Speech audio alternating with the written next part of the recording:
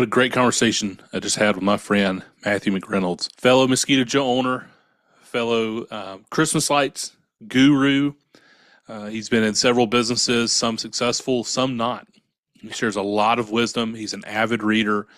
He's built a great team, and I'm so excited for you to hear from my friend, Matthew. Welcome to Market Mavericks. I'm Matthew Eford. Join me as I speak with leaders who are redefining industries in every corner of the market. From startups to established businesses, we'll uncover the strategies, challenges, and insights that drive success. Get ready to be inspired by the Mavericks who are shaping the future of business. Welcome, everyone, to Market Mavericks. I have my friend here, Matthew McReynolds. Matthew and I met through Mosquito Joe. He is a fellow Mosquito Joe owner or franchisee owner, and I'm so excited to have Matthew, a fellow podcaster as well. And Matthew, thank you for joining us today on Market Mavericks. Tell everybody what businesses you're part of. I know we are similar in that we like to do multiple things. Tell us kind of each business you're part of and what role you play in them. Yeah, not to confuse the listener. I mean, we got a lot of things in common. We got both Mosquito Joe franchisees, both podcast hosts, like you said, and both first name Matthew. I That's mean, right. I think I It's hope a good name. it is a good name. God's gift. Let's go. Amen. Amen. And I've been a franchise owner for going on 9 years now. Nice. We launched Mosquito Joe back in 2016. Since then, we've launched some of our own businesses in the home service space. Okay. And I've been a franchise consultant and was doing that for a year, and actually recently just pivoted into the franchise development side. So Nice. same coin, different side, but been Sure. married just as long as I've been a business owner. We actually launched our Mosquito Joe. I got married in March, on March 12th, 2016, and we went to corporate training out in good old Virginia Beach Yeah. Yeah. with the old school Buzz team Yeah. back on March 13th. So it's way later. Oh man, I love that. Okay, so Yeah. tell us one of the questions I love to ask is the first kind of 12, 24 months of your business. Tell us the perspective as a newly married man. Talk to me through that first season or two of Mosquito Joe. What are some nuggets that you took away? What are some things that you learned?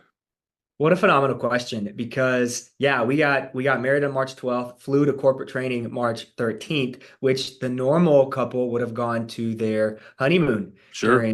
during that time. So even then it was a little off. I mean, we still went on a honeymoon later on, but we launched this business together. My dad worked at Apple Computer 22 years, wanted to retire, and franchising was his way into retirement. And I was his original general manager, essentially. Nice. And so my wife was the office manager, and I was all of the other things that it took to launch the Mosquito Joe business. But I remember right before we went on our honeymoon, we ended up going on our honeymoon in June. So we built the business for a few months. We were probably up to 40, 50 recurring customers, starting to get some momentum. And Nice. our neighbor franchisee opened his location the week before, right? Maybe as we're going on our honeymoon, like right as we're leaving, the day of. It was very soon. And turns out about 80% of the customers were actually were in his zip codes. Wow. And we were just taking what we could get. And so we went from that 40, 50, 60, whatever range of customers down to 11 overnight. And then Wow. went on our honeymoon. And my dad came up, and that was really the 1 week that he came and ran the business in the early stages. And he did a great job. I mean, he that week, that was a good week for us. June is a good week for customer acquisition when it Yeah. comes to a mosquito concept. And we came back with not much less than what we had lost, before we Nice. had left. So he caught us back up. But that just broke my heart, man. You put your Yeah. blood and you get you get to 50 just to lose 80% of them. Oh, that was rough, but we've come a long way since then. I mean, we did about just under 1,000 treatments, 996 that first year, and I did every Nice. single one of those treatments except for that week that I was on my honeymoon. And these days, as you can imagine, we probably do 900 plus a month. Yeah. Uh, at the team to do it now as well. So Yeah. I love that. yeah. It's crazy how things come. So I love that your dad, stepped in. It's great to have a business partner that's willing to do that. And I love that you and your wife did take the time to step away from the business. I think that's fantastic. Talk to me about the other businesses. So you get into one, you're in a franchise system, you're running your Mosquito Joe, and you say, "Hey, it's not a pivot. It's I want to do something in addition. I want to continue to build up my team. I want to continue to build up another team." What was your next concept? How did you go from we told zero business to one business. Now, how did you go from one business to a second business? Sure. So no, that's a great. Yeah. So very early on, I realized I wanted to have a vertical integration model. The thought Okay. was if I could be in one geographical location and start stacking brands on top, brands that overlaid a little bit if it was a franchise, and if it wasn't a franchise, it was filling a hole that one maybe the franchise didn't do. And so Okay. our first business, outside of Mosquito Joe, we launched Hero Home Services, which Mosquito Joe is outdoor pest control. So we're thinking, what if we created a separate business completely, separate LLC, separate DBA that did interior pest control? Nice. So we get an all year round concept. And then the off season, right? Pest control, it's especially mosquitoes, is seasonal. If you do general pest, you can do your quarterly treatments, but Sure. mosquito slows down when it gets cold, as you and I know. So Christmas lights. So that was the base of our first business, Hero Home Services. Now that's pivoted a bit. We stretched that business. At one point, we had acquired a lawn care company, and we Okay. wanted this thing to be an all-encompassing home service business. Wow. We a very key mistake that I think listeners should hear at this point is when we acquired that business and we merged it into our, it's kind of small to call it an umbrella company, but our bigger Sure. business, we didn't systematize the acquired business before we started adding additional services. So what that Okay. means, we bought the lawn care company and then we immediately went into lawn maintenance. So tree trimming, shrub trimming, mowing, and that completely outstretched us. And that actually ended up crumbling that division of that business. So took the lawn care out of it. We've done some other handyman type stuff in it. That business now is really focused on Christmas lights and outdoor lighting. Nice. We've pretty pivoted away from all other things. We've really defined that niche, and that's what it is for now. We've also launched a second franchise concept that Nice. was in paint space, and I'm sure we talked about this right before. We can talk about it now. It Yeah. seems Sure. like Go ahead. nice flow. And that business, on paper coming into it, it looked like it was going to stack up very well because it was another home service concept.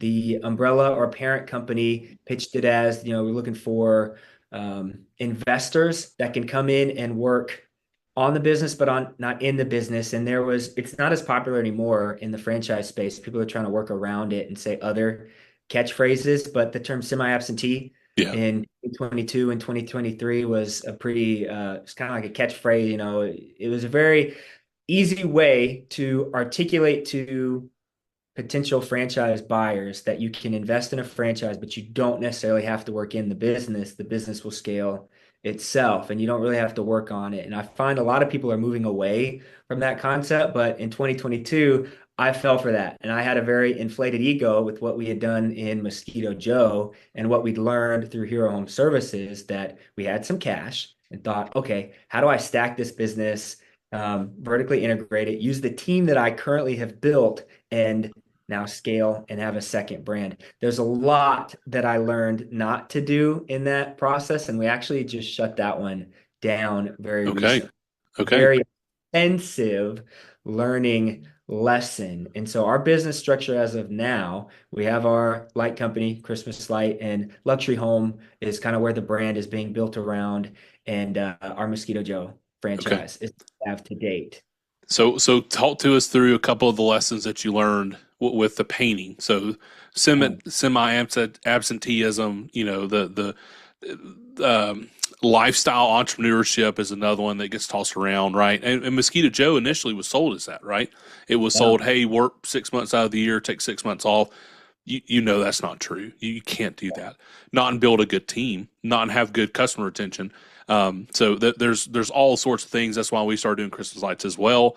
That's why we franchised Christmas lights. I mean, that's why we're in that space and outdoor lighting, home lighting.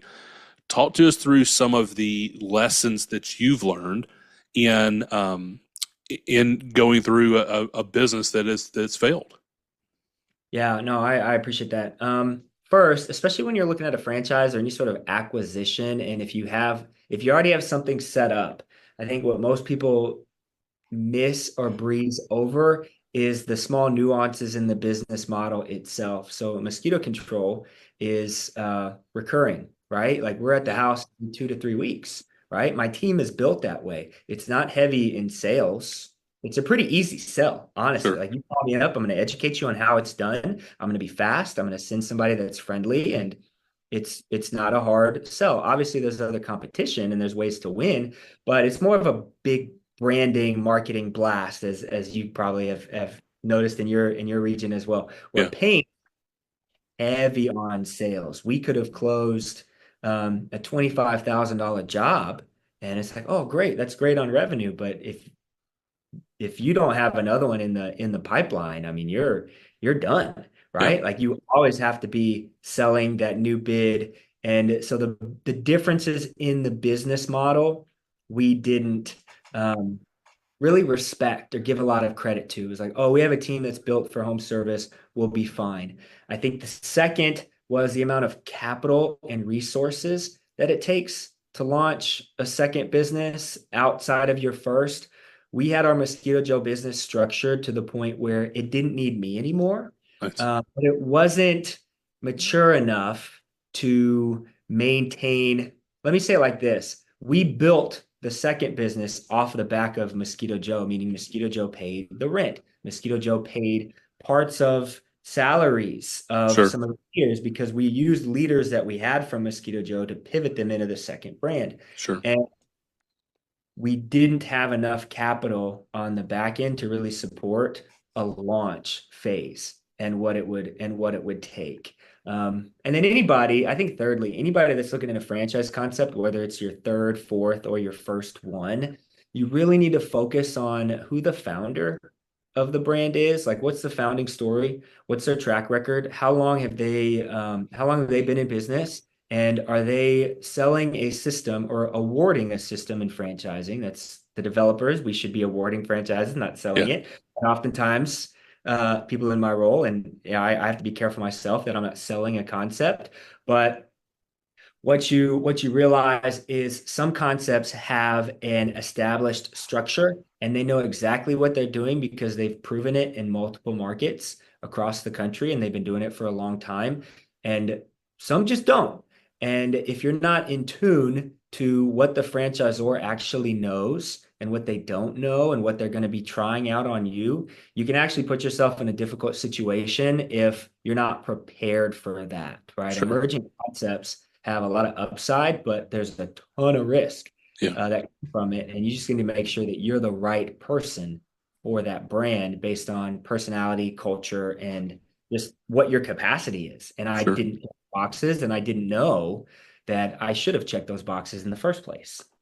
Yeah. That's fantastic. And I love the distinction around the home services, right? Because our mosquito is the same way, right? The recurring business is fantastic. And I have a dear friend of mine who is a painter.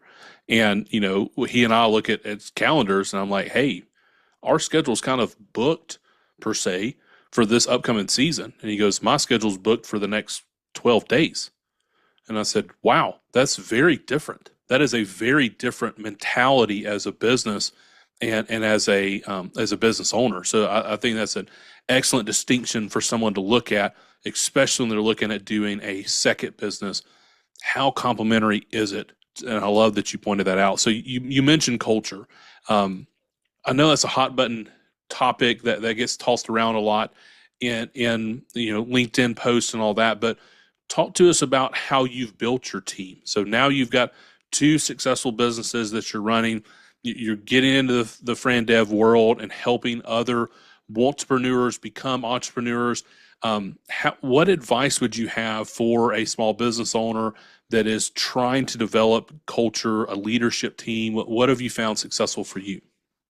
Man, that's such a great question. There's a lot of nuance that goes into building that culture. I think at the top level, a lot of people, when they invest in, say, a franchise or they want to come into the business space, they think about it as exclusively an investment, but there is a lifestyle aspect that goes into it. And whether you're working in the business as a technician or a manager as you scale, or you've passed that, now you're working on the business, you're still working the business. And so I think at the top level, having an owner or having a partner that is involved, that has their hands in it, that can see and hear and say hi to the individuals on the team in some capacity. Now, every business is different, but I think having an aspect of that is important. With us, the thing that's helped us be successful is we've always had a culture of development on our teams. I mean, Sure. my background before any of this has been teaching and coaching in the inner city. I mean, that's what I studied.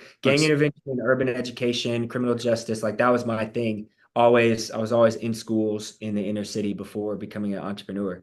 And so realizing that, especially for Mosquito Joe, right? A lot of the individuals that we have coming in are prime for a mentorship.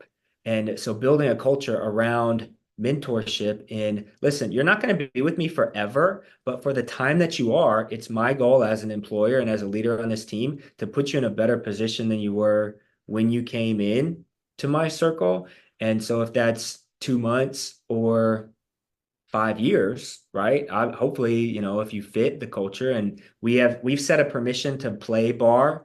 I think that's more kind of um, daily grind, like Okay. having your values set, having your core values, and then setting your permission to play bar and like who's allowed to be on the bus, and you have that standard. Then now I know who I'm hiring for, and I know the avatar that I'm looking for because I know some people are not going to get my message. Some people are not going to care about the value that I'm going to add to you as a team member. Sure.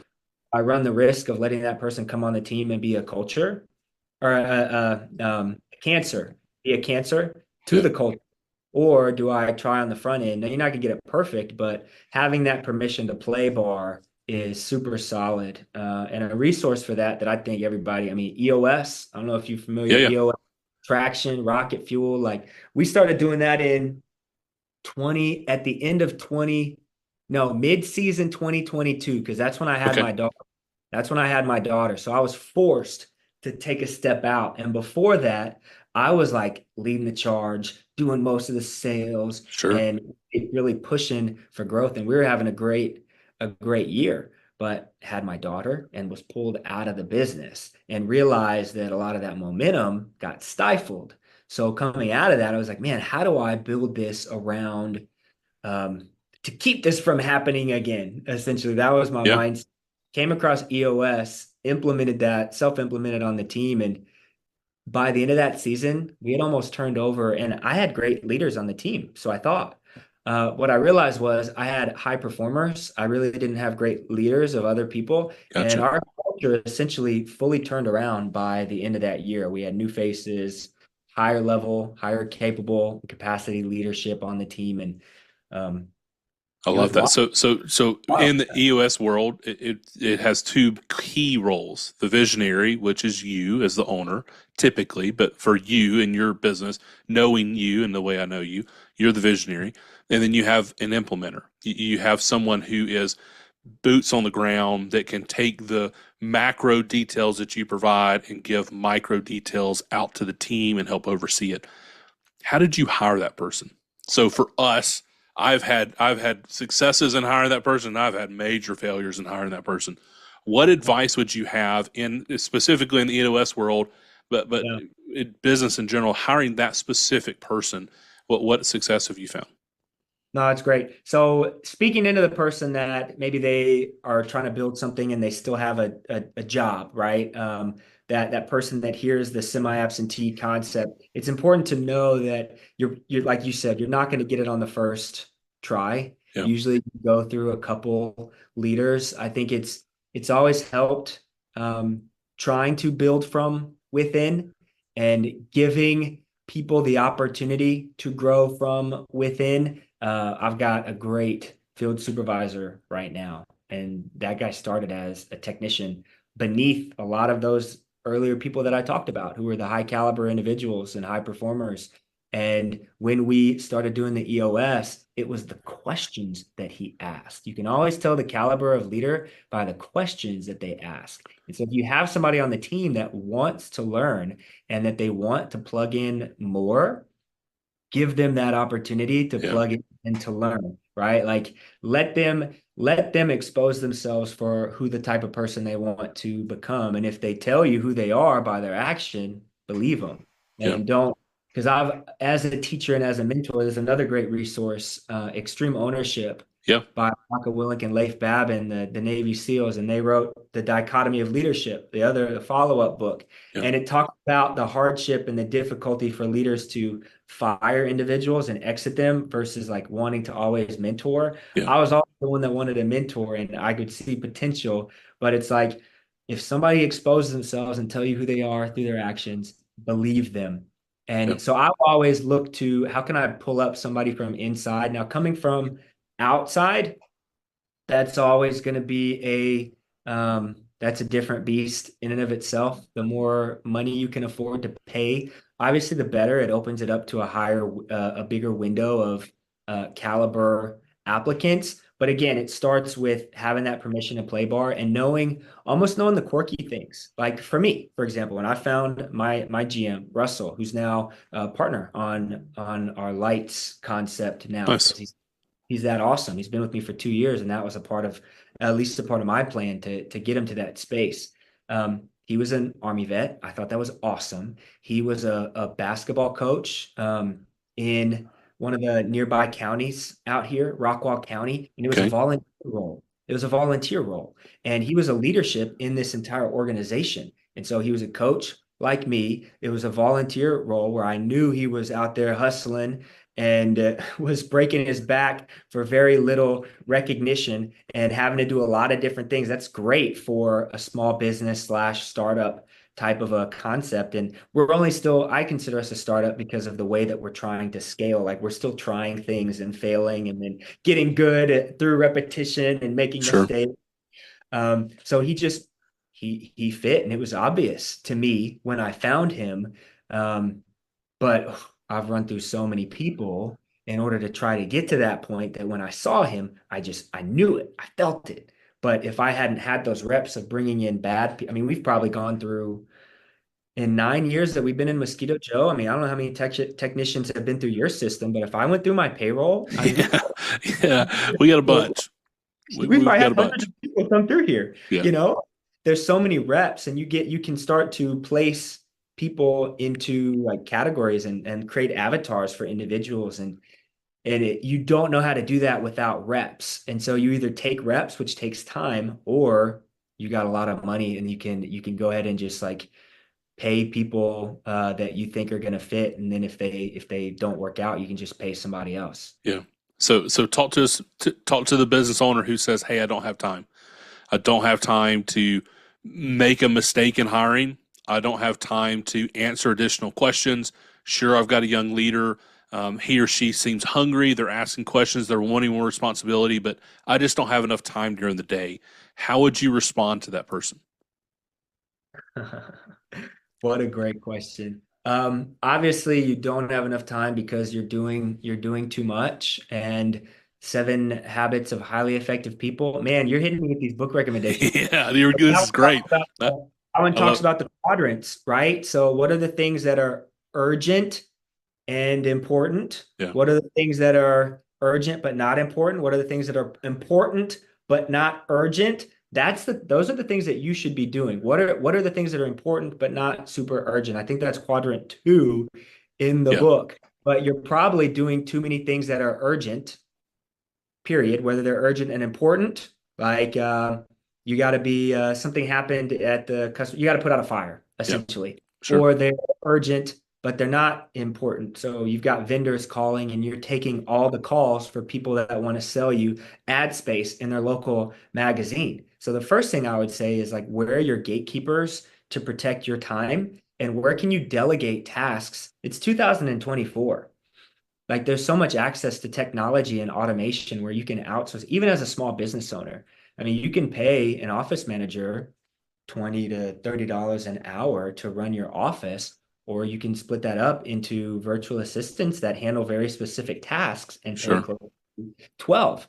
There's so many ways that you can, are you doing your own books or are you outsourcing that to a bookkeeper? Yes, you can call that an expense, but if it allows you to do other things with your time, then that will allow you to actually scale your business and not get stuck in your business. And I think most small business owners, especially franchisees, they get caught up in working in the business and they have a job versus having an actual asset. And so that's equally dangerous to coming into business ownership thinking that it's going to be passive is buying yourself a job, because either way, you don't have time, you don't have the money that you want, and if you do got the money, you don't have the time. And so what you really need to look for is owner independence. That's kind of the phrase that I use now on the franchise development side, is like, Nice. let's really define what owner independence looks like for you.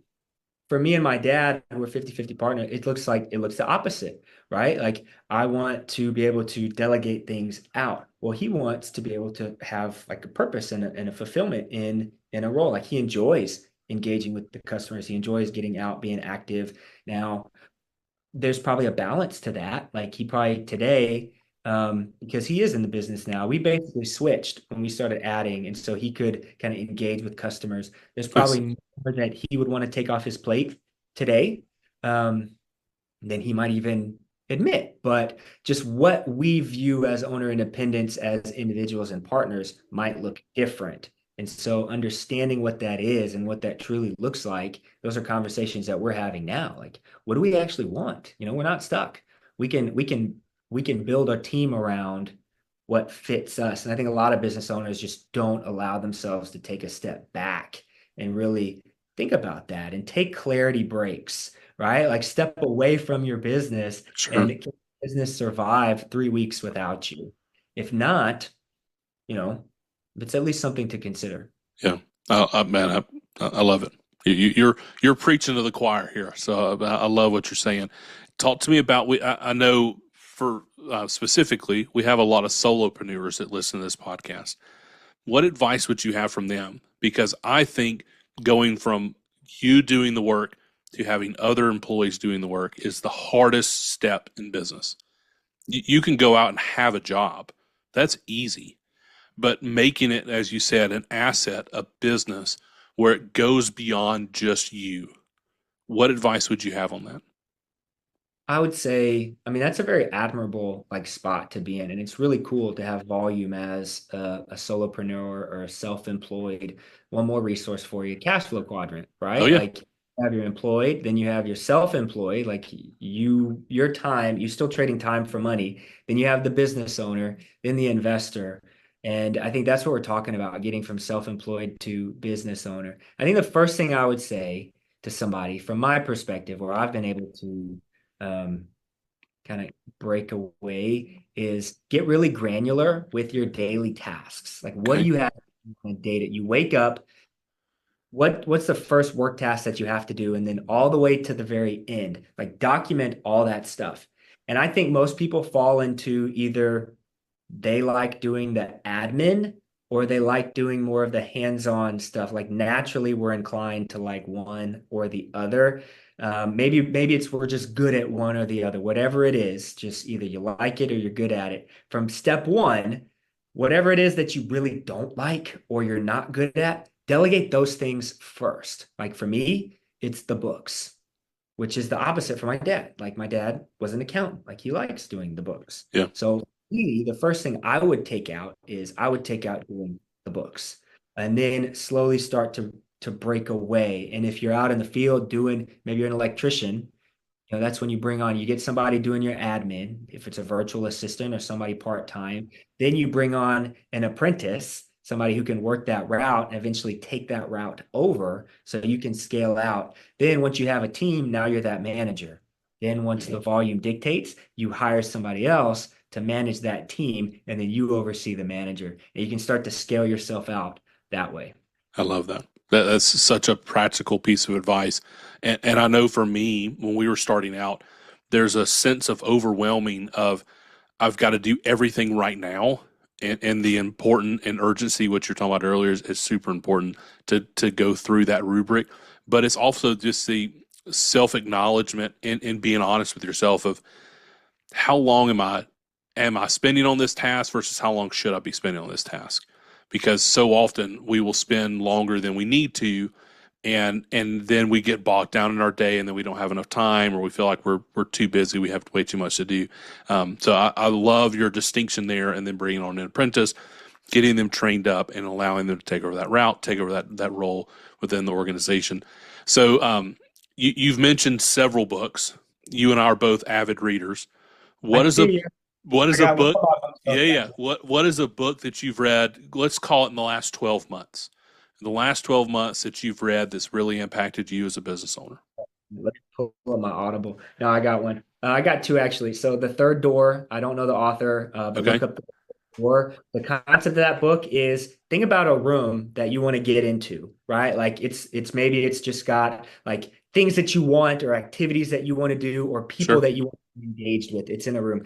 Maybe it's a VIP club, right? Like if I want to get into the VIP section of the club or whatever, there's always that line to get in. That's the one way to get into the club. Now the second way, and that first line is usually really long and there's a bouncer at the front. Now, the second is the back door, which if you have VIP access, the exclusive celebrities and whatnot, they've got easy access, right? The majority of us are not born into that. So at this point, route one is we either wait in line, or route two is we have some sort of status that just allows us in. Route three is I'm going to cut through the alley. I'm going to move a trash can. I'm going to find a window. I'm going to jump. I'm going to reach, stretch out, grab it, climb up, break the window. I'm going to get in and sneak down in the concept is there's always a third door I love to that. get that we want to be in. And it's the author kind of goes through his story and how he was going on this project of interviewing high caliber individuals, Bill Gates,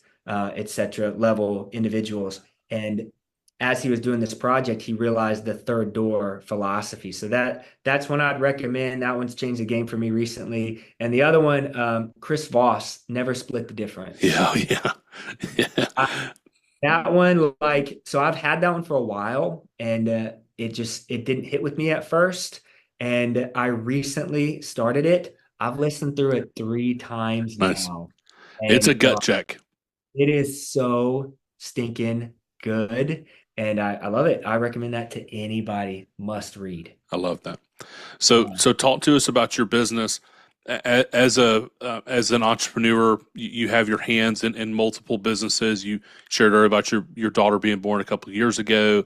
That pulled you out of the business more.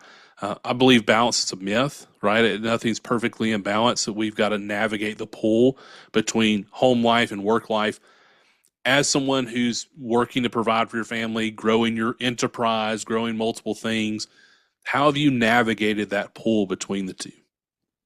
Man, it's tough. Yeah, you're right. There's really no such thing as balance. I think you can find harmony, work-life harmony Nice. is a I heard. It might have been our mutual friend Chaz that threw that Oh one yeah, in. yeah, yeah. Yeah, shout out Chaz Wolf. Good dude. Yeah, harmony is kind of what we can find. I think that if there's any balance, it's always off balance. I'm either plugging in more with my family in a moment, or I'm plugging in more into the business and the professional type stuff. I think I realized that um, there was a moment in my marriage when I realized that I can keep saying that I'm doing all this work for my family. Like I can say that. It's very easy to say, especially when I'm heated and being challenged on why I missed some event or why I was home late or why I took that extra call on a Saturday. It's like, well, I'm doing this for the family. But I Sure. think when I realized that it was really and I got this through counseling and therapy. So Nice. shout out to that. But really realizing that it's really my ambition that why I'm doing all this stuff. Like I could have got paid more at a job Yeah. a long time ago, but I chose this life because it was what fit me and my personality. And when I acknowledged that, I was like, okay, marriage, being a father, being a leader, sacrifice is a big piece of that. And to an extent, I think to truly find balance or harmony, there's sacrifices that you have to make on both ends. And sometimes you do need to sacrifice your ambition. And I've learned that you don't have to be with your kids 24/7, but 20 minutes to an hour every day, you need to give them 100% if you can, Yeah. right? Even if it's only 20 minutes, like an hour a day might seem crazy if you're getting up at 6 and if you're not getting home till 8. And that's some people's life. And I get that. But if you can find 20 minutes to be intentional with your kids every day, I think that's huge. I've seen so I've got a 7-year-old, a 4-year-old, and a 2-year-old. Nice. And I've seen the chapters now of you can feel it when you're not in tune with them. And they can feel it. They can't articulate it, but they can't hide it. They're not good at compartmentalizing. You can Yeah. see when something's missing, especially if you are engaged at a high level. And so that's been really big for me of just finding ways to plug in, finding ways to show my wife that yes, I do still care about this family. I And it's love all that. seasons, right? Like you Yeah. go through these where to you, it's like, of course I love my family. You think I'd be doing all this work if I didn't care for my family? But at the end of the day, I learned this in marriage counseling, so separate Nice. versions of counseling. Yeah. But it's easy for us as men to say like, oh, I'll kill for or I'll die for my family, and because we interpret that as like in a physical way, like we're warriors and we're strong. But sacrificing and killing ourselves actually could mean like killing our ambitions and killing our what we aspire to do and be self-sacrificial for the bigger picture. And you can interpret that in a number of different Sure. ways. But the key is what's really important Yeah. in the day to you. Like what's your North Star? Like, do you value your family and spending time? If so, incorporate it into your day to day. Find Yeah. 20 minutes to do it. Yeah. I love that. And communicate it, right?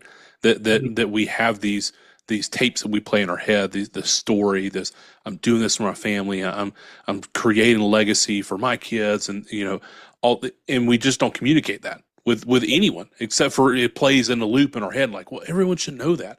I'm the one waking up at 5 a.m. to go do this, and I'm busting my rear all day long, and you're not communicating that with anyone else for them to say like, well, that's not actually what we want.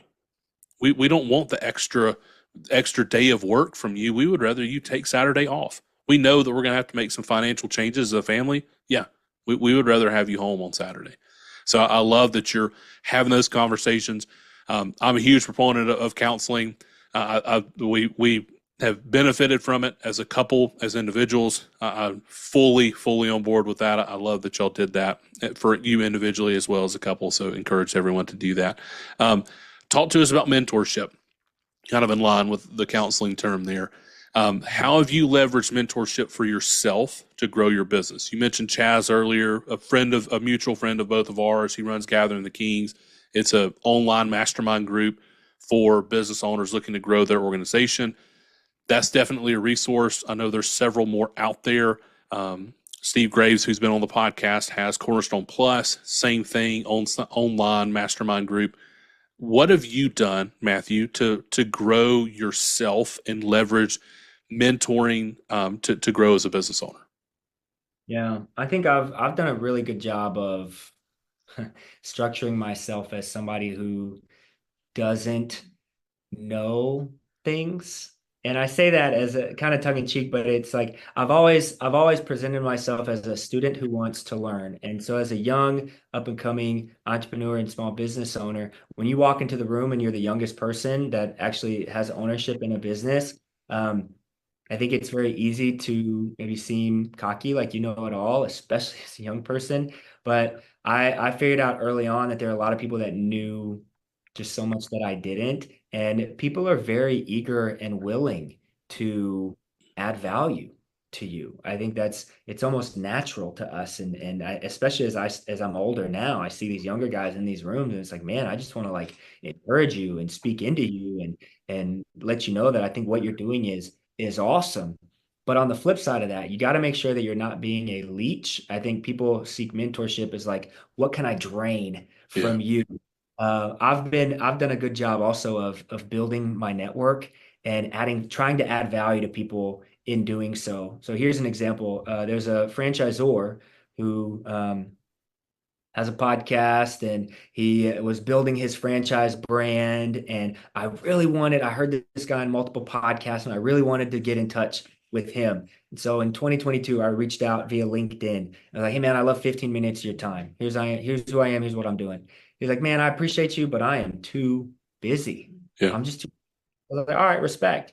2 years later, I've got the podcast now, right? And I've interviewed all this list of people, and I reached out to him again, and I hadn't talked to him since. So it's the same LinkedIn thread, like him denying me, and then 2 years later, like, hey, it's me again. I actually have a podcast. I've interviewed XYZ. I would love to feature you. I think my audience would really get a kick out of your story. 2 minutes, literally 2 minutes later, he responded and was like, awesome, let's do it. We had it scheduled. He's been on my podcast, and I've been on his. And now I love that. I would like to think that we're boys, but he's so far ahead of me in what he's built. So my point is, you have to seek to add value to other people. Like, don't be a leech in being a mentee. Like, I consider myself a serial mentee. I talk about it on my show all the time. Be a serial mentee, but you have to add value to the ones that are mentoring you, because they get a lot of validation out of that as well. They need to see that, oh, if they're speaking into you, you're actually doing what they Yeah. say, what they recommend, and that you're actually like listening and you care. And yeah, I think that's really important. I love that. What a great extension. What a great analogy about don't be a leech, right? Same thing goes for networking, right? That could be kind of said in the same vein as you go to a networking event and everybody's trying to leech business off of everyone else in the room, and it's like, no, that those people come off so poorly and so negatively. Nobody wants to talk to them. Nobody wants to do business with them because they know that anybody you send them, they're going to do the same thing with them. But if you walk in the room, Matthew, and you say, hey, I'm here to add value to the room, however I can help you, I want to. I love that mentality. Steve Beecham was on our podcast recently, and he has grown his mortgage business uh, based off of referrals. And that is the only marketing he does. He does some online videos and referrals. And I love it. And he has a great, if you haven't listened to that episode, you need to go back and listen to it. Well, Matthew, that's what a great point. And I'm glad you shared that. So talk to us about the Fran Dev. You've gotten into this kind of new role in your professional life. How did that come about? What are you doing? To give some people an overview of what that is. Yeah, no, thank you for asking that. So, yeah, quick story. As we were looking to launch our second brand, I also was diving into how to become a franchise consultant and help other people navigate the franchise space, because I always thought that role was really cool and I thought I'd be good at it. And so again, part of the reason why the second business failed was because I was split. Like, I really wanted to be a good franchise consultant, and I considered that my full-time gig. And so again, nugget, make sure um, you have the time and the capacity to plug in exactly to what you're doing, because Yeah. technically on paper, I failed at both. Like, I'm neither a franchisee in that system and I'm neither a franchise consultant anymore. However, I did leverage that experience, and through making content about my journey and connecting with people and showing that I was learning through the process and I can speak to this process at a high level now, whenever I decided it was time to switch into development, the role was, I mean, the team that I'm on now, Fran Dev Co, I mean, they are absolutely amazing. Timing was awesome. I love that. And they accepted me so fast. I mean, I've never been accepted so fast into an organization, but I think it's because I've structured myself as somebody who, I fit the culture. I'm willing to learn. I'm a student, but I'm also a teacher. I'm willing to add value. So as a consultant, anybody who's not familiar with these big franchise broker networks, um, the broker networks essentially find franchise candidates, like as franchise owners ourselves. Did you work with a broker? Did you find Mosquito No, Joe? no, I found Mosquito Joe myself. I didn't either, right? So we're organic, Yeah, but a lot of these candidates come from the broker networks. The broker will bring these candidates to the franchise development rep. And so instead of me going out and looking for people, I represent one or a few brands, and I guide people through the development process. And so I take them through intro calls. I kind of coach them through validation and how to look at a franchise disclosure document leading up to meeting the team and then making a decision on whether or not they want to pick this franchise and partner with this brand for the next 10 years or not. And so yeah, I signed on with Fran Dev Co, and Fran Dev Co is a technically it's a franchise sales organization. We like to consider ourselves more as a franchise development organization because as a director of development, my job, I truly believe that my job is to make the franchise system that I'm on stronger, not just sell a bunch of units. I think that's a misconception with the role itself. And I think a Sure. lot of development directors get caught up in selling territories to make their, to fill their pocket. And it's a great opportunity to make money, but I think we're called to actually make these systems stronger. So my brand is the Glass Guru, and they've been around for 20 years, franchising for 17. I feel like I absolutely lucked into getting this brand as my first one as a developer because it checks a lot of my boxes that I look for in I didn't when I knew I wanted to be in development, I didn't want a home service brand because I've already had, all these businesses that I've run. I wanted to do something different. Sure. And my latest experience, I was honestly a little jaded to home service concepts, but this one has brought back faith in what a franchise owner can do because I've met and I've hung out with so many of these franchisees that have been with this brand for a while. And yeah, it's awesome. I'm super excited for the future. I love that. So let me end on this, Matthew. I appreciate your time. I appreciate you sharing your wisdom and your experience and your shortcomings and your successes because we can learn from it all as you are learning a student of the game. Tell us about what piece of advice outside of what you've already shared, if you could go back 10 years ago before you started in Mosquito Joe, what piece of advice would you give to younger Matthew? Wow. Work on defining the North Star Okay. because it's going to change. It's not going to be the same. I mean, the 24-year-old Matthew, I'm 34 right now. 24-year-old Matthew, I had no idea what 34 would look like, right? Sure. Like I wasn't dad yet. I wasn't even married. But so thinking about being like even 40 was such a foreign concept, but I didn't even try. Right. And I meet so many people now, people who are super successful and even people who are my age or younger that I see as like my on par with me or beyond. And so many of them had a defined vision of maybe not necessarily what they wanted to do, but the lifestyle that they wanted to have. Therefore, they were willing to work backwards and start putting in the work now and start casting those votes for the person that they wanted to be. I love that. That's where I would push in. Like, do not take the time for granted. I mean, I had so many opportunities in front of me, and I don't regret where I am now because I love what I get to do, and I love my family, and I love the people that I get to bless, and the platform that I've built. But I just think about all the hardships, which has helped me become the person that I am today. But I can't help but think how some of them would have been avoidable or how I could have learned the lessons faster through the wisdom of others at a more exponential rate if I would have cast the vote. And I was doing the same things, right? I was doing things that I needed to do to grow, but not at the rate at which I could have done it if I would have at least had an idea of who I wanted to be at 34, Yeah. 35, 40 years old, and I don't know how many young people are actually thinking about that, but it's a part of my purpose now to help more young people start thinking about that for themselves. I love that. What an excellent piece of advice to end on. So if somebody wants to get connected to you, Matthew, they want to learn more about franchising, they want to know about your podcast, how do they get in touch with you? How do they follow along with your journey? Yeah, great question, and I appreciate that. So I am the Streetwise franchisee on Instagram. As of now, you can find me Matthew McReynolds. I put out a ton of content on LinkedIn. I mean, 3 to 5 posts a week. I'm slowing down a little bit now that I got the W-2. But it's not as pertinent, but I still have the podcast, the Streetwise podcast on all platforms. Would love to flip it, man, and Yeah, talk to sure. you about the journey. But Honored to. Anybody can find me on the Streetwise podcast and hit me up on LinkedIn. That sounds great.